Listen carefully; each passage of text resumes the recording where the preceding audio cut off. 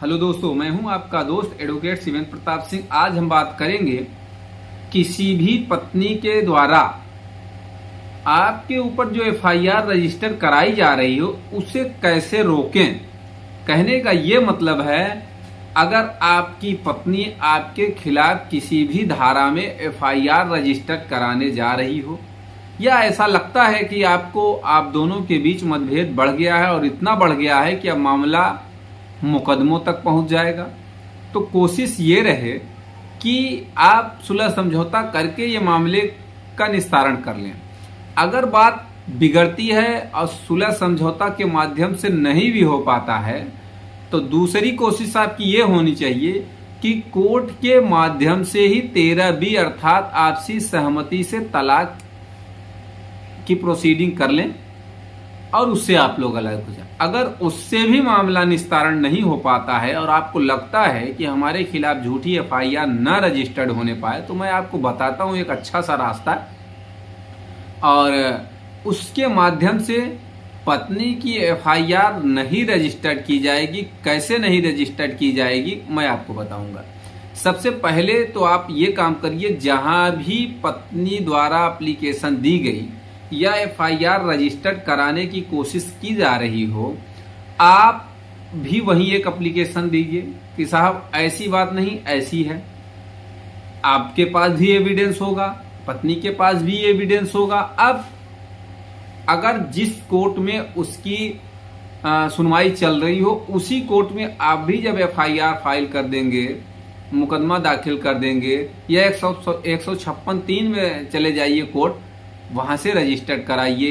होता यह है कि अगर लड़की ने एप्लीकेशन दिया, पत्नी ने एप्लीकेशन दिया, तो उसकी एफआईआर अगर पुलिस से नहीं हुई, पुलिस ने नहीं किया क्योंकि आपने बता दिया कि साहब ऐसा ऐसा है, ये मुकदमे पहले ऑलरेडी पहले से ही हम लोग के चल रहे हैं कोर्ट में, तो कोर्ट को लगेगा, जब पुलिस को लगेगा कि भाई नहीं ये दर्ज करने वाली बात नहीं है, तो वो कोशिश करेगी कि कोर्ट जाके दर्ज कराए।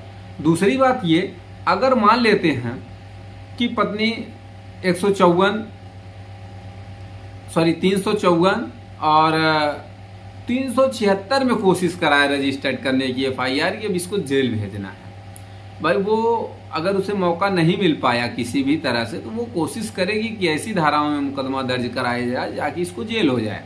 लेकिन आप भी होशियार रहिए, जहां भी एप्लीकेशन वो दे आप भी उसके खिलाफ एप्लीकेशन दीजिए कि साहब आप भी अपनी सफाई बताइए कि साहब ऐसी बात नहीं, ऐसी है। तो अगर इसके लगेगा अधिकारियों को कि भाई नहीं सही बात है, ये पत्नी झूठ बोल रही है इस तरह से, तो वो एफआईआर नहीं रजिस्टर करते, पुलिस वाले फिर उसकी एफआईआर नहीं रजिस्टर कराते, वो कोर्ट चली जाएगी। भाई कोर्ट सुनेगी तो कोर्ट को तो लगता ही है कि हाँ ठीक है भाई, अगर लड़की है, औरत है, तो इसके खिलाफ ऐसा ऐसा हुआ होगा, तो वो आयोग से रिपोर्ट मंगा लेगी कि भाई आपने एफआईआर क्यों नहीं रजिस्टर्ड की इसकी। तो भाई अब आईओ बताएंगे कि साहब हमको नहीं लगा कि इसकी बात में दम है या सच्चाई है, इन लोगों के केस ये केस पहले से ऑलरेडी चल रहे हैं, जो भी केस चल रहा है उसका हवाला आईओ दे के रिपोर्ट लगा देगा। तो आप भी वहीं पे रजिस्टर कराएंगे जब केस, जहां लड़की का केस दर्ज हुआ है आपके खिलाफ, तो दोनों कंप्लेंट केस को एक करके गवाही में लगा देगी, एविडेंस पे चलने लगेगा केस कि भाई दोनों सबूत दो, फिर निस्तारण कर देते हैं, जो भी मामला होगा जिसके खिलाफ बनता है वो चलेगा इस तरह से।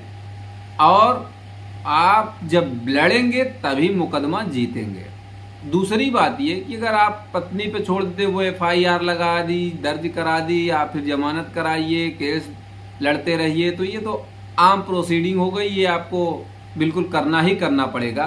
दूसरी बात ये कि आपको ज्यादा झेलना पड़ेगा, और जब कोशिश करके उसकी एफआईआर ही नहीं रजिस्टर्ड होने देंगे, आप कोर्ट में भी अप्रोच करेंगे, अपना पक्ष रखेंगे, तो कोर्ट को लगेगा, अगर आप में सच्चाई है भाई, अगर आपने गलती कर रखा है, मार पिटाई भी औरत के साथ किया, बदतमीजी भी किया, औरत से तमाम प्रकार की यातनाएं औरत को दिया, पत्नी को दिया, तो फिर ये तो गलत बात हो गई। तो मैं तो कहता हूं ये बिल्कुल आप पे मुकदमा चलना चाहिए। लेकिन 90% फर्जी मुकदमे औरतों द्वारा लगाए जा रहे हैं, ऐसा मैं नहीं कह रहा, ऐसा सुप्रीम कोर्ट, तमाम हाई कोर्ट्स कह रहे हैं। भाई उनकी मैं बात आप तक पहुंचा रहा हूं। तो कहने का ये मतलब, अगर झूठी कंप्लेंट केस अक्सर देखा जाता है कि साल साल भर लड़कियां मायके बैठी हैं, उसके बाद कोशिश ये रहती है कि भाई इनके खिलाफ FIR कर दो, परेशान करो। तो परेशान हो सकता है आदमी, पति परेशान हो सकता है, बाकी हार नहीं सकता, ऐसा नहीं है। हाँ, अगर गलती है तो हारेगा। तो किस तरह से, मैंने बताया कि किस तरह से पत्नी की FIR को क्वैश कराई जाए, किस तरह से पत्नी की FIR लिखाया जाने से रोका जाए, किस तरह से कोर्ट ये रोक सकती है। ये दोनों के एविडेंस पे आधारित होगा। जब कोर्ट दोनों के पक्षों को सुनेगा तो वो निर्धारण करेगा कि ये क्या है सच्चाई, दोनों में कितनी ईमानदारी से ये कंप्लेंट केस फाइल किए गए हैं, और दोनों पे जब सुनवाई करेगा तो उसी के हिसाब से वो ऑर्डर पास करेगा और केस दर्ज हो जाएगा। और अगर कोर्ट को लगता है कि ये गलत बात है, ये गलत तरीके से ले आया गया है मुकदमा कोर्ट में, तो वो निस्तारण करते हुए खारिज कर देगा।